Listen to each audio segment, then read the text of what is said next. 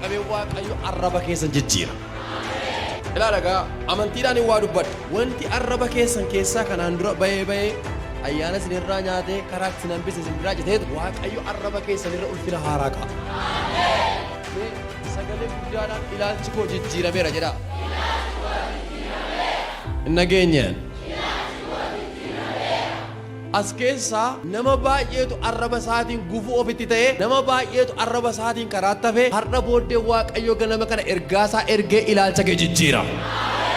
An jireenya koo irratti raajee jireenya koo irratti dubbadhee wantoota naata isaa kaan persentii 98 ijaan argeera. Dubbii kana booddee naan jedhe Waaqayyo namoota baay'eetu mul'ata haaraa arga. Namoota baay'eetu miilli isaa hidhamerraa finyoonii qamaara. Macaafa fakkeenyaa boqonnaa 18 lakkoofsa 21 akkana jedha. Duunni fi jireenyi aboo arrabaa jala jiru. Duunni fi jireenyi eessa jiru? Kun dubbii sagalee Waaqayyooti. Wanti nama dubbisee lubbuu qaba. Akkamitti lubbuu qaba? Hafuura qulqulluudhaan wanta barreeffameef. Waan isinitti himaa. Waan akkasinaan jechaa jira. Namoota baay'eetu ofirratti raajee karaatti hafee har'a dunkaana kana dura isaanii tarsaa sanaan jedhe. Duunni fi jireenyi aboo arrabaa jala jiraa jedha dubbiin kuni. Waa'ee arrabaa waan tokko dubbanna.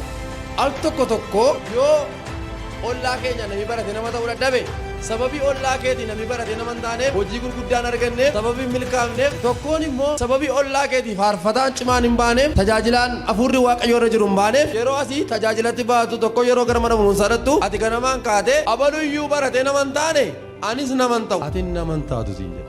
Ammas immoo takka tura nama tokkotu kadhata yeroo dheeraa erga umurii isaatii inuma kadhataa milkaa'u abaluyyuu waldaa keenya keessaa kadhatee milkoofne anis hin milkaa'oota seexannis hin milkooftuu siin jedha.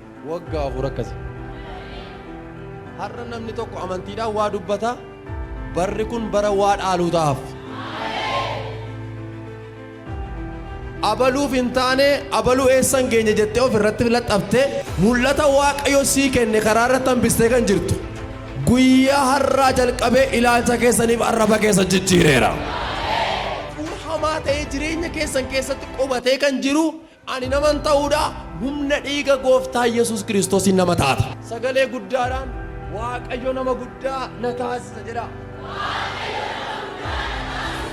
Hin argine kora hin dhageenye Waaqayyo nama guddaa na taasisa jettanii abbaan kee teessoo irraa dhagaheera. Jechi tamma jette immoo dhuguma nama guddaa si gochuu jalqaba. Kana booddee karaa namaa nama taatatu hin taane haruma dubbii kana balballi sirraa barbaade mul'ata isaa agatu. Abbaan barbaade ansichi naman ta'uu jedhu humna dhiiga Yesuusin ilaalcha kee jijjiireeraan. Har'aa jalqabdanii ganama borii an abdii qaba jechuu jalqabdati. Ani galman gaa jechuu jalqabdati. Ani addunyaan eegachuu jalqabdati. Humna dhiiga ዳንኤል akka barbaadamu kan godhe የእግዚአብሔር መንፈስ ነው። ዳንኤል keessa kan jiru hafuura Waaqayyooti.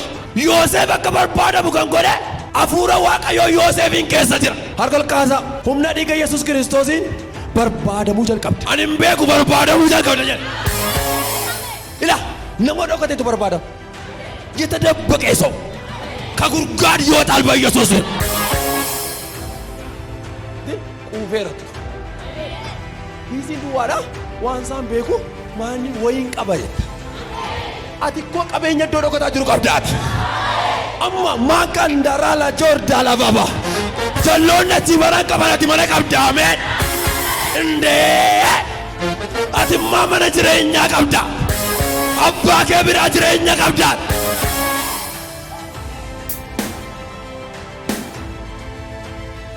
Waan tokko sinitti mu Bana barbaadu dhugumaa kun hafuurri qulqulluun isin argatu. Hafuurri qulqulluun si duukaa gaafa mana barumsaa seene sammuun kan kee banamaadha. Gurri kee banamaadha. Iji kee banamaadha. Hafuurri namoota baay'ee raffisuu hin danda'u.